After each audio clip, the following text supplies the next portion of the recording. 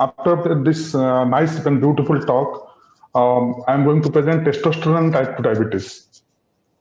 So we know that cardiovascular disease are one of the most single important factor for morbidity and mortality in diabetic patients. And cross-sectional studies have clearly demonstrated that low testosterone and type 2 diabetes are closely linked with each other since early 80s. And low testosterone in men has been reported to be associated with dyslipidemia and atherosclerosis, and also overall increase in the mortality among the diabetic patients. And we know that if you see the subnormal testosterone in type 2 diabetic, type 1 diabetic patients, it's not that much common unless otherwise there is obesity is there. And it has been postulated that SHBG, the sex hormone binding globulin reduction, is one of the hallmark of insulin resistance, and that accounts for the low testosterone among the diabetic patients. We know that there is, of course, in the diabetic patients, there is low testosterone is there. And another important factor is there is a age-related decline in testosterone does happen. After, we know that at the age of around 25 to 30, testosterone reaches the peak. And subsequently, with every decade, there occurs reduction in the testosterone up to 7 decades. And if you'll see, analyze, then probably testosterone level in men begins to decline with an average of 1.25% per year. So once someone is having type 2 diabetes, elderly patient, due to diabetes itself, this testosterone low is there, or it is an age-related decline. Also, that is the things to be discussed in the subsequent slides. So let us see what are the analysis of what is the prevalence of particularly type 2 diabetes with low testosterone or hypogonadism among and metabolic syndrome. So if you see the diabetes and hypogonadism among the hypogonadal men or those who are having low testosterone male, if you want to see what are the associated comorbidities there, hypertension is the highest number, then dyslipidemia, then diabetes, then obesity, then of course asthma and COPD. So these are the some associated comorbidities classically found among the hypogonadal male. And the first study was by Dinsai et al. In 2004, who tried to assess what is happening, the prevalence of hypogonadism in type 2 diabetic patients based on the free testosterone concentration. They included 103 type 2 diabetic patients between 30 and to 75 years age. And in that cohort, they found it is almost 33% have subnormal free testosterone level, and that LH, FSH were significantly lower in those patients. And again, in that study, they tried to correlate what is happening to the free testosterone level to BMI and body weight. And they found that free testosterone level is inversely correlating with BMI and body weight level. So that is that those who are having higher BMI and body weight is high, probably their free testosterone is found to be significantly less. Again, there is Kapoor et al. In 2007 did one other study in particularly type 2 diabetic patients taking almost 355 patients. 50% of those having found to be having borderline low testosterone between 250 to 350, and almost 75% with low testosterone again have low LH-FSH.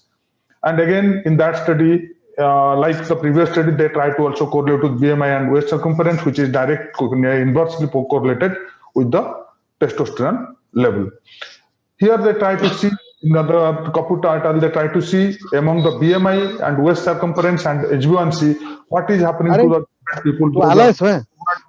So they found that when the BMI high, if you see the testosterone level less than 230, highest number, then between 230 to 350, it is middle, more than 350 is almost least number. Same thing has been replicated, those who are having waist circumference between more than 37 inch, and also those are having HbA1c 6.5. That indicates that once the obesity towards someone is going towards obesity, probably that testosterone concentration is significantly coming down. And also there is another study by Grossman taking almost close to 580 type 2 diabetic patients. They found almost 47% patients have low testosterone. And there is another meta-analysis in particularly in 2011, where they found that baseline testosterone was significantly lower among the patients, those who are having incidentally detected diabetic patients, even if in comparison to the age and sex age-matched controls. And among the diabetic patients, this is another study taking close to almost 2,162 patients, taking almost 836 hypogonadal and also 1,300 patients eugonadal patients. And out of this, almost 495 patients found to be diabetic. And among the hypogonadal patients, the incidence of diabetes was found 30%, whereas among the eugonadal patient, it is found to be 18%. So among the hypogonadal patients, diabetes is found to be significantly low. And again, they try to see what are the associated comorbidities, and they found obesity, diabetes, and hypertension are the three major associated comorbidities or coexisting disease among those who are having hypogonadal patients. So what is the, again, this is an Indian study by Dr. Madhu et al, and they have also found that in male type 2 diabetic patients, hypogonadism is quite common. Among those people, those having male hypogonadism, the incidence of coronary disease was found to be significantly high. And this is again the meta-analysis which has clearly shown that almost taking 20 papers clearly shown low testosterone is more prevalent among the people with type 2 diabetics than non-diabetic patients. And endogenous sex hormone may play a critical role in the particularly glycemic status. And this is particularly the NANIS3 low testosterone and diabetes. They have clearly shown, though in the lowest tertile of free testosterone, the risk factor of development diabetes is significantly high, and in comparison to the highest tertile. If you take in the highest tertile one, probably those who are having low estimated free testosterone, the incidence of diabetes is found to be significantly high. Even if though you take free testosterone, even if you take bioavailable testosterone, in both the ways, actually the risk of diabetes is found to be significantly high. Then what is the basic link? Why there is actually high testosterone, low testosterone, or diabetes? How it is linked together? There is hypogonadal obesity cycle. We know that adiposity-derived factors inhibits particularly hypothalamus pituitary gonadal axis that result in decrease in testosterone secretion. And this low testosterone in turn promotes visceral adipose tissue.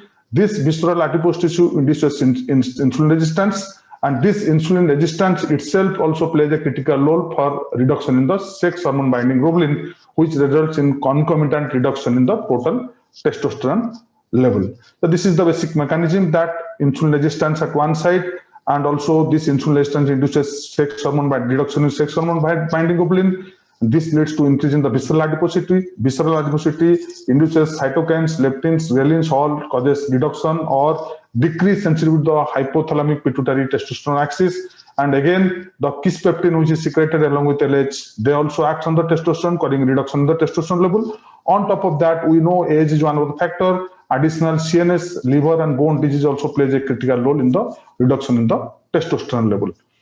Again, if you see the role of SHBG, do you know that the binding to the endocytic receptor, particularly megalin, there is a receptor. This SHBG regulates the cellular uptake of testosterone and other sex steroids. And the total testosterone level remain inversely associated with insulin resistance, which is independent of SHBG. That is one of the important factors. If there is insulin resistance, that directly can reduce total testosterone level, even if without affecting the SHBG level. This indicates there is an inverse association between testosterone and insulin resistance, which is also not the total solely consequences of relationship with SHBG. And again, adiposity is one of the factors. We know that this adiposity then directly causes low testosterone, also insulin resistance. And there is a bidirectional relationship between testosterone and adiposity is there. And testosterone therapy itself causes decrease in the fat mass among the young hypogonadal man, even if in the elderly female. And that also was an important factor to reduce the particularly fat mass among the things. And what is how this mechanism acts? This hypogonadal obesity adiponectin cytokines. We know that this kisspeptin is one of the factors which directly acts on the pituitary gland and also stimulate the testosterone secretion. This once the hypogonadal men testosterone is reduced, estradiol is increased, and that inhibits kisspeptin. And also again pro-inflammatory cytokines, insulin resistance, they play a critical role for particularly for adipose tissue. And this all those combined together along with leptin plays a critical role for reduction in the testosterone level, also induction in the insulin resistance. Again, what I have discussed, role of the leptin. This leptin stimulates particularly this hypothalamic GNRS neurons, and that induces particularly release of LH.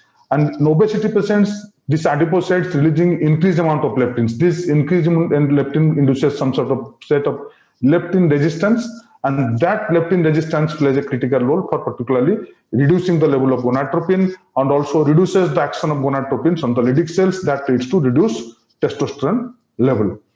Again, inflammation plays a critical role. That is in type 2 diabetics, obesity and metabolic syndrome. TNF alpha and interleukin 1 beta are the two important factors which can directly act on the particularly at the level of pituitary, even if hypothalamus, to reduce GnRH and also to subsequently LH-FSH pulse. Also, they can directly act on the testes to reduce testosterone level. So this is the mechanism. At onset, insulin resistance, this particularly increasing the inflammatory cytokines, and they reduces gonadotropin secretion, and ultimately they reduces spermatogenesis, also induces hypogonadism among the type 2 diabetic patients. And again, testosterone itself has a direct effect on the carbohydrate metabolism because testosterone directly stimulates the GLUT4 receptors. Again, testosterone directly stimulates particularly the recruitment of the insulin receptors on the cell surface and helps in the particularly utilization of the glucose in the surface of the cell. And let us see what is complications or treatment implications. If you will see the diabetic with hypogonadism, then testosterone is associated with low testosterone increases the BMI and waist circumference. This testosterone inversely associated with the systolic BP. If someone is having good amount of testosterone, the BP is found to be low. Again, it is inversely associated with diabetes, also inversely associated with HbA1c. So, testosterone itself reduces the insulin resistance level and plays a critical role for particularly in the control of the blood glucose level. And this is another study which directly try to see the CRP level. The CRP has shown to be significantly higher in type 2 diabetic patients with low testosterone comparing to those who don't have low testosterone. In the diabetic group, it is 6.12 versus the non-diabetic group, it is normal testosterone group, it is 3.1. And this CRP value placed type 2 diabetic patients with hypo or hypogonadal hypogonadism patients with the highest severe risk of cardiovascular risk, and that is one of the important factor which plays a critical role or making those hypogonadal diabetic people prone to develop various cardiovascular risk factors. And again, the men with type 2 diabetic are twice as likely to have erectile dysfunctions, and this men have associated with the reduction in the blood flow to the penile arteries, and restoration of testosterone to even if the low normal range can restore sexual function, can improve penile rigidity through directly enhancing the vasodilatation, and energy and libido also significantly improves, and the efficacy of phosphodiesterase 5 inhibitors can also be increased with replacement of testosterone even if to the low normal range. And if you want to see what are the replacements, so if someone is having low testosterone level, of course, again, you have to repeat, along with you have to assess LH, FSH, prolactin. Also, on top of that, you can do a thyroid function test. If you are getting high gonadotropin level, then probably you have to start trial therapy of testosterone replacement therapy. Normal gonadotropin level, you investigate pituitary causes and manage secondarily. If someone is in borderline cases, then in that case also you can wait and watch, or if still free testosterone is found to be low, in that case you can give a trial of testosterone replacement.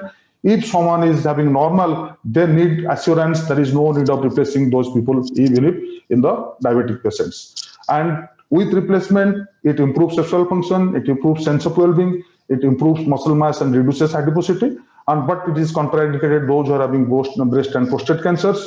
We there are actually intramuscular injections which can be given every 2 to 3 weekly or sometimes 4 weekly. You can have topical patches and some sort of topical gel are there.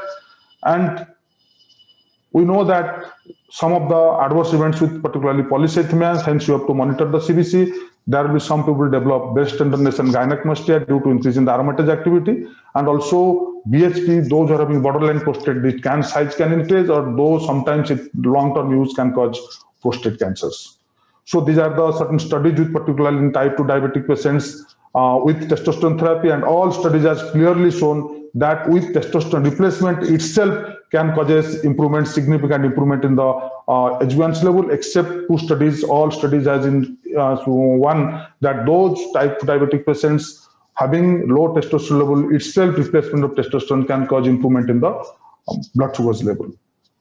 So thank you. When it comes to staying young, a mind lift beats the face lift any day. Thank you.